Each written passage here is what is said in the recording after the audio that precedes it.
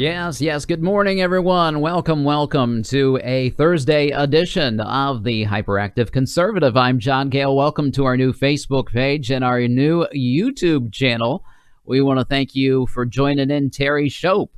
Thank you for the last, let's see, I started at 11:30. I tried to start at 11:30, trying to hook up the new channels, and boy, did I run into some issues. I've been working on it this entire time, and here we are. So I do appreciate you on our first day with the new channels to be here today. So thank you so much. Make sure you hit that like, share, and follow button. It's an easy thing to do, and gets the word out about what we're doing, and I would greatly appreciate it. And if you do that right now, I'll give you some hand claps. How's that sound? I'll give them a go. Yeah. See, thank you for doing that, Terry. Appreciate it. We're going to get right into the fun today. You know what we like to call it? We like to call it the crazy Corona news. Yes, indeed. And that means it's time for some funny memes today. Funny memes for everyone to enjoy. And I only have a few of them today because we want to get right into the news this afternoon. I shouldn't say this morning. It is this afternoon. Our first meme is some 70 hairstyles. Some pretty sharp-looking dudes here from probably, 1970, 1972 or so.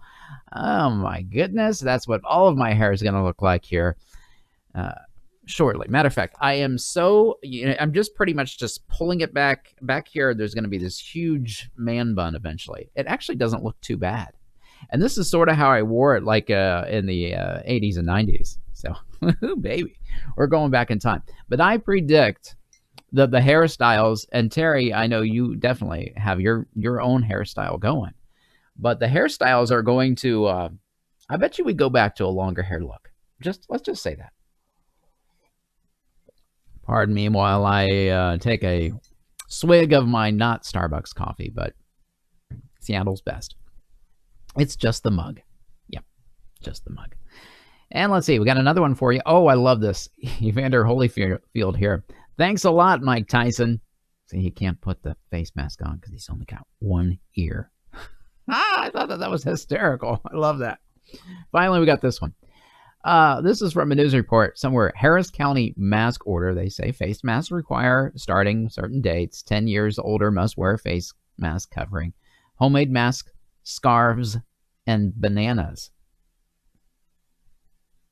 Bananas?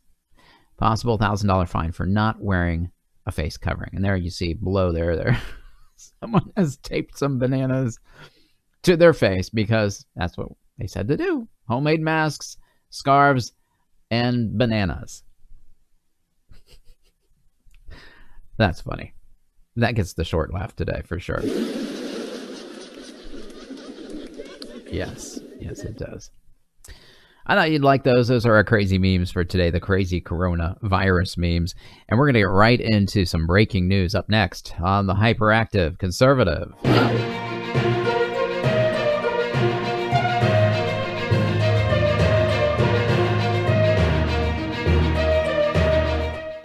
Yes, indeed. Sorry. I was in the dark there for a little bit. I'm going to turn on my news tabs, and we're going to get right into the breaking news today. Greg Jarrett, he said the FBI's actions in the Michael Flynn case should send a chill down your spine. I don't know if you kept up with all this. It broke actually yesterday afternoon regarding Michael Flynn. Let's talk about it a little bit. Fox News legal analyst Greg Jarrett said that Thursday, explosive new internal FBI documents that were unsealed yesterday evening, actually, in the government's case against former Trump National Security Advisor Michael Flynn are the most outrageous and unethical actions by government officials that he has seen in 40 years of practicing law. The documents turned over by the Justice Department, the DOJ, late Wednesday included handwritten notes in which FBI officials openly indicated that their goal was to get Flynn to lie so we can prosecute him or get him fired during special counsel Mueller's probe into allegations of collusions by Americans with Russian officials at the time of the 2016 election. Evidently, their goal, and here's the, you can't see them well, but photos of the actual documents that were turned over to the DOJ. They included handwritten notes in which the FBI officials openly indicate that their goal was to get him to lie. What is our goal? It says, ? Truth/admission, or to get him to lie so we can prosecute Flynn or get him fired. Is this the role of the FBI now? The FBI note confirmed it was all a pretext. Flynn has sought to withdraw his guilty plea, has been seeking exoneration, saying the FBI engaged in egregious misconduct. He has obtained new counsel, and his old attorneys emerged last week. They failed to turn over thousands of documents to his new lawyer, Sidney Powell. The handwritten notes, written by the FBI's former head of counterintelligence, Bill Priestap, after a meeting with the then FBI director, James Comey. Wow. That indicated the agents planned to get Flynn to admit to breaking the Logan Act when he spoke to the then Russian ambassador, Sergei Kislyak, during the presidential transition period, and catch him in a lie. Scary. Our FBI is corrupt. Fox News is told even more documents are forthcoming as Attorney General Bill Barr continues to oversee the DOJ's investigation into the handling of the Flynn case. I'm going to share now, and I encourage you, Terry. We've got you online, but I want to. It's going to be difficult here in the beginning to get the word out that we've switched channels, and I want to do that. So let's go ahead and share.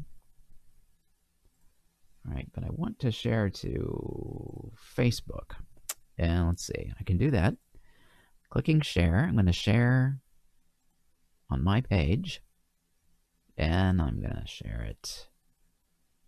Let's see. I'll share it on the Radio Guy page. And share on my timeline. All right.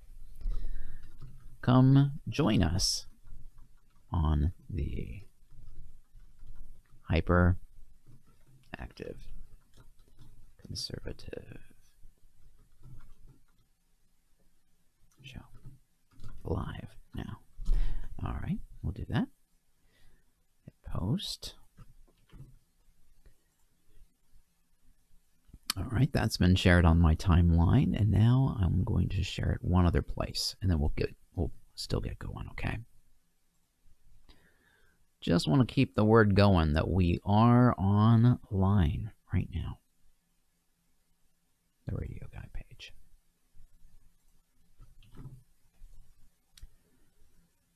There we go. Excellent. Now we hope some more folks tune in and join us this afternoon. As we move on to our next story from Newsweek magazine, this about Anthony Fauci, of course, the doctor advisor to Donald Trump regarding COVID-19. At least one poll shows that Americans trust him more than Trump on the coronavirus, and few scientists do as well. But just last year, Newsweek reports that the National Institute for Allergy and Infectious Diseases, the organization led by Dr. Fauci, funded scientists at the Wuhan Institute of Virology and other institutions for work on gain-of-function research on bat coronaviruses. Huh. Well, isn't that kind of unusual? I don't know if you've also, there's video of Dr. Fauci saying that the next administration would be dealing with a pandemic. Well, how did he know about that? How can you predict something like that? Not so sure about Dr. Fauci. How about you?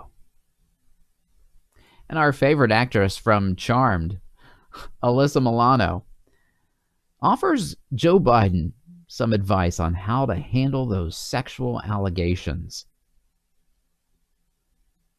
Let me see if I got a good picture of Alyssia. I don't. Here she is, though, sitting at the Kavanaugh hearings, because she was then supporting a Blasey Ford. Actress and notable Me Too activist Alyssia Milano wrote an op-ed Wednesday attempting to explain her ongoing support for former Vice President Joe Biden, despite the developments in the sexual assault allegation from his former Senate staffer, Reade. The former charmed actress, now becoming a political advocate, insisted that Reade's allegations against Biden concern me deeply, but that Biden is someone, quote, who I can't picture doing any of the things which he is accused. Oh, I just can't picture it. He's too sweet as he snuggles into the hair of small teenage girls. She went on to offer Biden some advice on how to handle the allegations going forward. I advised him to face the allegations head on, answer every question, and admit any wrongdoing, and to be the example for all men who face these kinds of accusations, whether founded or not. Milano then addressed Reade, who she referred to only as his accuser, and how she believed every survivor should have space to tell their story, but cautioned her not to be fodder for the machine. Believing women was never about believing all women, no matter what they say. It was about changing the culture of not believing women by default. It was about ending the patriarchy's dangerous drive for self-preservation at all costs. Victims be damned. In an interview with Fox News, Reade blasted Milano after she made an appearance at the tense Kavanaugh confirmation hearings, pictured here next to me, in support of his then-accuser, Christine Blasey Ford. I wonder if she'll be there for when Tara Reade accuses Joe Biden and it goes to court. We shall watch that closely. Hey, Lida, thanks for joining in. Glad you found us on the new Hyperactive conservative page. Our next story from AccuWeather. This is sad. Heartbreaking scene in Idaho as mountains of potatoes have gone to waste. Amid lockdowns and stay-at-home orders, businesses, industries, they're all suffering from COVID-19, and potato farmers are no exception. Despite a growing demand in grocery stores, potato prices have plummeted in the last few weeks due to social distancing guidelines and a lack of demand in restaurants and the food industry. Just weeks prior, the industry was looking at the best prices in recent memory, and even projections for a summer shortage. I remember hearing about that. The cost for a 50-pound carton of restaurant-grade potatoes in the Twin Falls Burley district hovered between $22 and $23 on March 13th, but they've dropped somewhere between $10 and $12 by April 16th. Some Idaho farmers have such extreme surpluses that they're dumping potato crops. And dairy farms have begun feeding the potatoes to their cows. I wonder if we're going to start tasting potato in our milk. Last week, photos like this one, shared by Molly Page, Haley, Idaho local, emerged on social media showing mountains of potatoes going to waste after being dumped. That is so sad, but it does look like a bunch of people are picking up the potatoes as well. So at least people are there. I see free potatoes. Get your broken taters. Thank you. Just pick them up. Take them. It is sad what is happening to the farmers of America.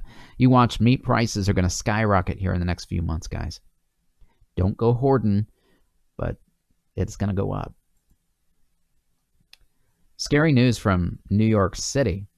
A funeral home in the city has been overwhelmed by the coronavirus pandemic. It has resorted to storing bodies, dozens of bodies, in unrefrigerated U-Haul trucks outside, police have said. The NYPD was called to the neighborhood after a passerby complained about the smell outside Andrew Cleckley Funeral Home in Flatlands, a neighborhood in Brooklyn. Police found the home had rented 4 trucks, which were holding about 50 corpses. Some of the bodies were also found lying on the facility's floors. According to New York Post, citing law enforcement sources, no criminal charges were brought, according to an official speaking to the Associated Press, but the funeral home was cited for failing to control the odors. How about gross neglect of a corpse? People in protective gear could later be seen transferring bodies into a larger refrigerated truck after the funeral home was able to obtain one. That's just disgusting. Make sure you like, share, and follow, gang. Give us that thumbs up, Lida. We'd greatly appreciate it. Let all your friends know about what we're doing right now. Moving on, U.S. News and World Report says that President Donald Trump knows something about North Korea's leader, but he won't disclose it. North Korea this week provided halting signs that leader Kim Jung Un remains in power and in control, as sensational reports have circulated across the world claiming he is grievously ill or perhaps even dead, but his condition is unknown. Kim has not been seen for more than 2 weeks now since publicly appearing on April 11th. His absence gained worldwide attention when he missed celebrations on April 15th, marking the 108th anniversary of the birth of his grandfather and the country's founder, Kim Il-sung. I love how they just name themselves the same thing over and over again. It's not the first time that Kim has gone missing. In 2014, Kim disappeared from public for 3 weeks while they created his clone in a lab. No, I'm kidding. It was later revealed to be a medical procedure that he was gone for, likely to address symptoms of gout. Despite estimates that he is only around 36 years old, Kim has long wrestled with health problems related to obesity and complications from drinking and smoking. Imagine that. Trump said, "I do have a very good idea, but I can't talk about it right now," during a White House briefing on Monday. "I hope he's fine. I do know he's doing relatively speaking." I do know how he's doing, relatively speaking. We will see. You'll probably be hearing in the next not too distant future. Pressed again on Tuesday, Trump said, "I just don't want to comment on it. I just wish him well." I'm telling you, the guy is toast. This story is just ridiculous. Fox News is reporting a professor at a New Jersey university is blaming Trump and his supporters for the impact of the coronavirus outbreak, claiming it's their fault that African Americans have been dying at a disproportionate rate. F each and every Trump supporter. This professor said, "You absolutely did this. You are to blame," were among the comments, several of them containing profanity, posted on Twitter this week by Associate Professor of the Department of Women and Gender and Sexuality Studies at Rutgers University, Miss Brittany Cooper. In another post, Cooper wrote that she and other African Americans suspect that recent efforts to reopen the country following stay-at-home orders were all about a gross necropolitical calculation, that is black people who are dying disproportionately from COVID. Hello, Chris. Thanks for tuning in. I'll tell you, these university professors from Rutgers, Brittany Cooper, I love what she said in this tweet right here. "So I said what I meant, and I curse because I'm grown. I disdain every person who thought and thinks he's a good leader," speaking of Trump, "because that thinking has made material consequences for far too many of us." Then she retweets, "Just know a couple things. Number one, I report threats to law enforcement and have had committed law enforcement support me for many years now." In other words, she's getting threats on Twitter. And number two, she says, "I have tenure. Rutgers won't be firing me for tweets. That is all." Well, we shall see, Professor Cooper. Moving on to the News and Observer in North Carolina, a tattoo parlor owner arrested after reopening despite governor's orders. Matthew Jax Myers, 38, he owns Apex Tattoo Factory.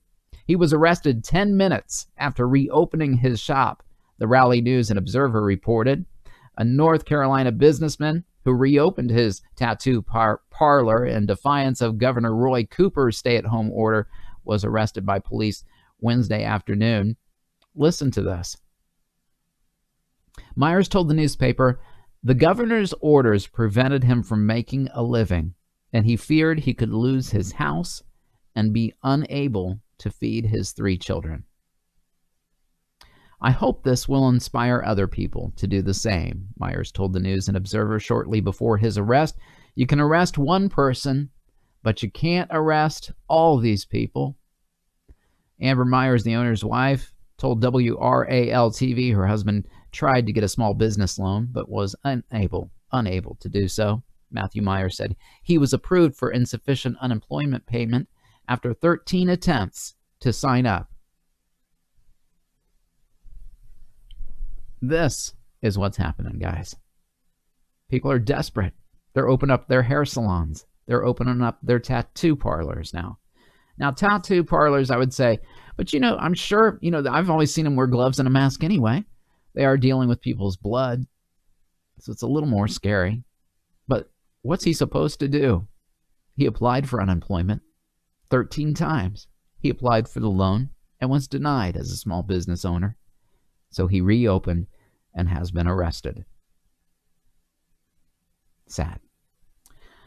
A Swedish city is to dump a metric ton of chicken manure in a park to discourage festival gatherings.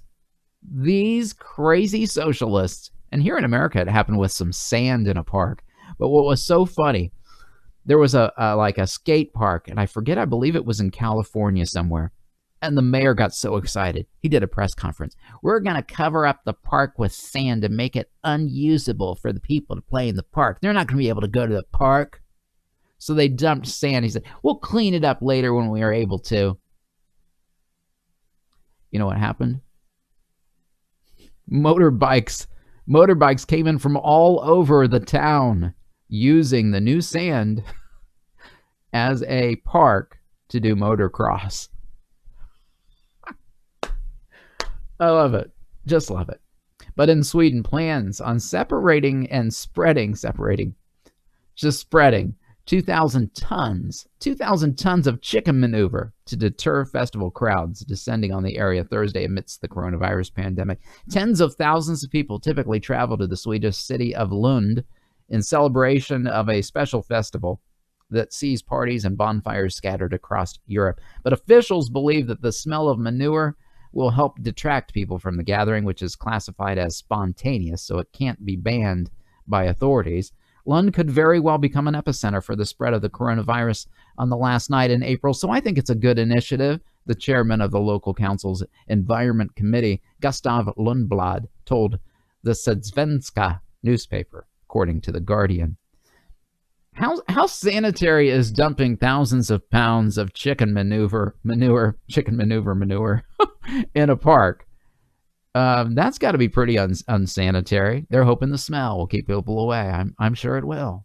They've gotten a little smart. Not sand for them. No, sir. We're going to put chicken manure down instead. That's nuts. Finally today, while her 26-year-old son was hosting a wild house party in defiance of social distancing orders, a Chicago woman was working a 24-hour shift as a first responder because of the coronavirus outbreak, according to reports. The woman, who asked to remain anonymous, said she was horrified after police showed up at her door and showed her a video of the party that went viral online. I came home, my house was clean, nothing was out of place. The woman told the station. How many of you have had a party when your parents were away? Just not good timing on this one. Were you aware that there was a party at your house? The police asked. No, I wasn't aware. Then they showed her the video. Police then issued the woman, homeowner, a citation for disorderly conduct. This wasn't just any small party. No, take a look at this. Let's see if I get this to play. Oh, it's not going to play. Let's reload it. Play it. There's a picture of it. Here we go. Tiger King took America by... Oh, we don't want to hear about Tiger King. Have any of you watched that Tiger King Netflix special? I haven't even seen it yet. I understand, it's about some guy who was kind of an eccentric guy, and he was upset with his neighbor for something, and she supposedly killed her husband. I don't know. It's hard to keep up now. They're doing another series of it, I guess, or they added another episode recently. I mean, I don't want to get in trouble for showing some advertising on the screen here, but we'll get to the stay at home. All right, here we go. Watch this. Illinois set its own record for new coronavirus cases. Something that has social media buzzing is video from a house party, apparently from Chicago.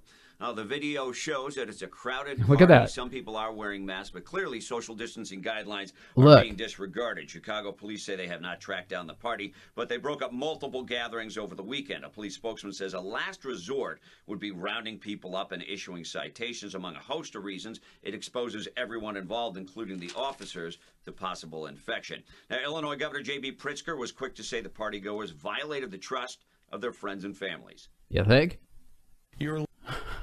150 people crammed into a basement with just a couple masks, and they're all like shoulder to shoulder and dancing. Won't you take me to Funky Town? I don't think they were 6 feet apart. Do you? Listen to what the Sun said about this. The Sun, identified at Janile Wright, told WMAQ he knew his mother would be at work at the time of the party, the station reported. He told the station that he and his friends aired because they were millennials. What an excuse. With us being young, us being millennials, he said, we don't really know how severe this was, Wright said. It really hasn't been hitting home for us like that. But now I see the error of everything. Some, but not all, of the partygoers were wearing masks, but all defied the Center for Disease Control's prevention guide to remain at least 6 feet apart. Let's take a look at that again. Infection. Now, Illinois Governor J.B. Pritzker was quick to say I'd say that's a pretty big party in the basement there. And families. That is nutty. And that's our last story on today's episode of the Hyperactive Conservative. I want to thank you all for tuning in and watching today. It is a great privilege for me to do this every single day, and I promise we'll be on time tomorrow at 11:30 Eastern Standard Time for the Friday edition of the Hyperactive Conservative. Be sure to tell all your friends, hit share, retweet, replay, follow, do all that fun stuff, help us to get the word out. We are now on a different Facebook channel, the Hyperactive Conservative. I didn't want to mix the radio guy and my own personal stuff all together. I just thought it would be good to separate the, political talk on its own channel. So we created our own channel for that. And you can subscribe to us as well on YouTube right now. Just search for the Hyperactive Conservative. We're streaming both live right now on Facebook Live and YouTube as well. So thanks for tuning in, guys. Until next time, be safe, be careful. Remember, take care of one another. Wash your hands. We'll see you tomorrow morning at 11:30. Bye-bye.